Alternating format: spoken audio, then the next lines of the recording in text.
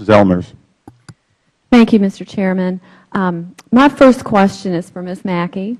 Ms. Mackey, I understand that you are an SBIR success story, and SBIR is near and dear to my heart, and I have legislation pending right now for us to reenact it and get it in place for another 3 years. So I would just like you to elaborate on that process, and then I know in your opening statement you did speak to the dangers that you feel exist with this draft EO, and I would just like for you to reiterate that as well.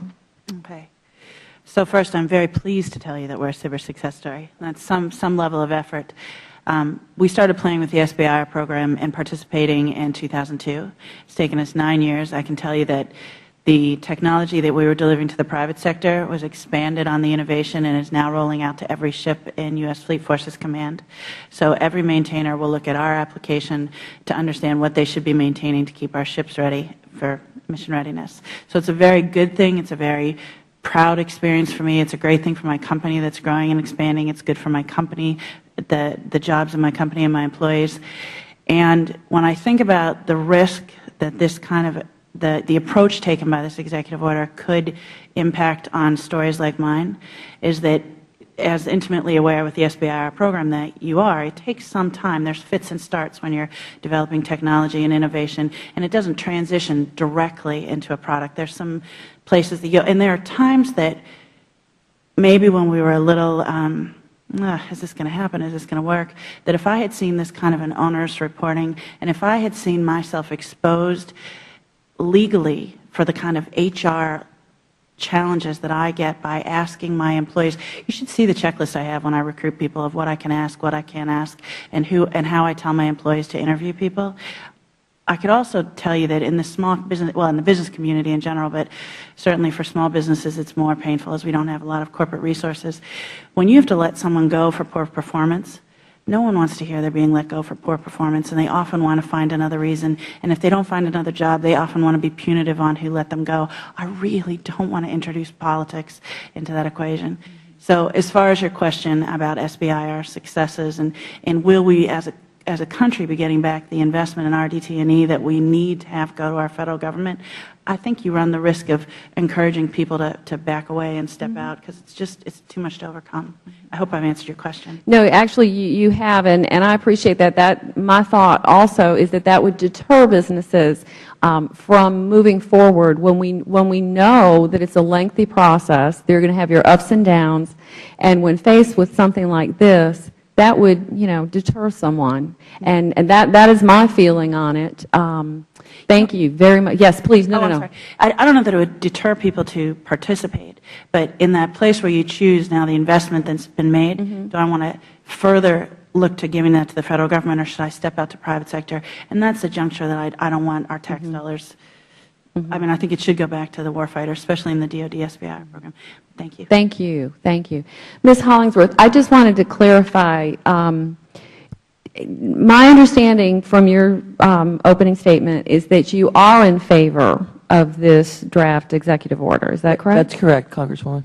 But that you feel that small businesses should be exempt from it? Well, it seems to me this afternoon I've heard small business being used as a sympathy card, being played quite a bit. And as a matter of fact, I think certain size small businesses, and the definition of small business is a very wide definition depending on industry and so forth.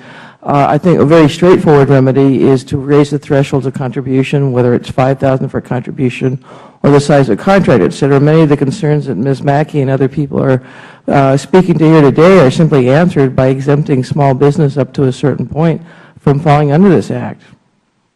So at what point would you consider a business that this should be adhered to? Where would you draw the line? I mean, so you obviously do not see this as a deterrent for government contracts or working with the federal government. You just feel that it may be a little more costly for a small business. Is that, I mean, at what point would you consider a business this executive order would apply to them? Well, to answer the first part of your question, Congresswoman, no. I mean, I do agree with this potential draft EO. And in terms of thresholds or at what point should it apply to a small business, I would defer that to wiser, if not older, heads than my own. Certainly people familiar with the government contract process know the size of businesses that might fall under certain categories. So I don't have a concrete opinion for you, but I do believe that we can kind of take out the tiers aspect of this for small business by some simple thresholds, similar to thresholds that are in place for small business in other arenas. Okay, one last question on that. So along that line, do you agree that there's already transparency? It's just an issue of when these things are divulged beforehand in the contract process rather than afterwards as a business reporting contributions, federal contributions? Well, again, I'm an engineer, not a constitutional lawyer.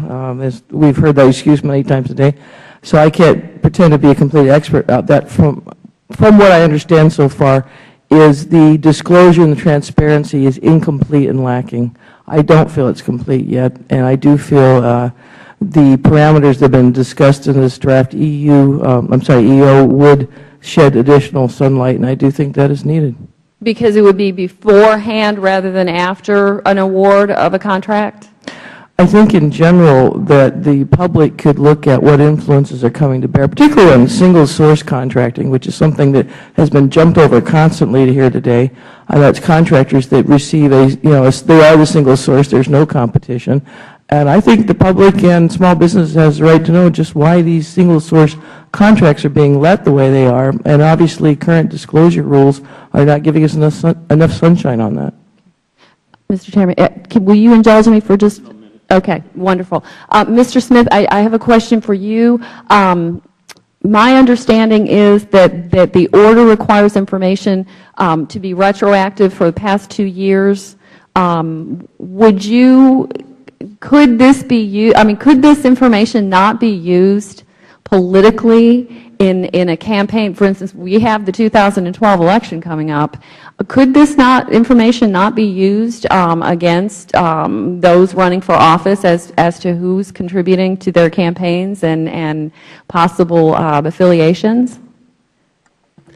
I think, of course, it could, and to some extent that's what I meant when I said earlier that we call this junk disclosure. That is, in some ways, it's more misleading to the public than leading. They're going to say, here's the contract, here's the donation. They're going to assume a connection there. And that leads us to what seems to be the purpose here. We can't have this discussion today without ignoring, the question's been asked earlier, is this going to politicize the process, right? It already has politicized the process. Look at this hearing. Look at what's being said. Look at what people are doing. And why would the American people think that the purpose of this is to maybe chill speech or to get people to give to the right side? They might think that because rightly or wrongly, correctly or incorrectly, the President of the United States has been out repeatedly saying we need to do something about all this secret hidden money that's going to come out after Citizens United. And he has specifically identified groups that he wants to silence, big oil banks he calls them. We might think that because last Congress, on straight party line vote with 2 exceptions in this chamber passed and the other chamber did not pass the disclosed bill. We might think that because then when the FEC attempted to issue new regulations complying with Citizens United, the 3 Democratic commissioners insisted that the regulations go further and include the kind of disclosure that's being asked for here. People might think that because on a straight party line vote, the SEC recently put new restrictions on reporting. And so is it true or not? I won't try to answer that. I'll leave that for others to say whether this is politically motivated. But people certainly might think it's politically motivated, and I think there's a pretty good trail that would lead them to that conclusion.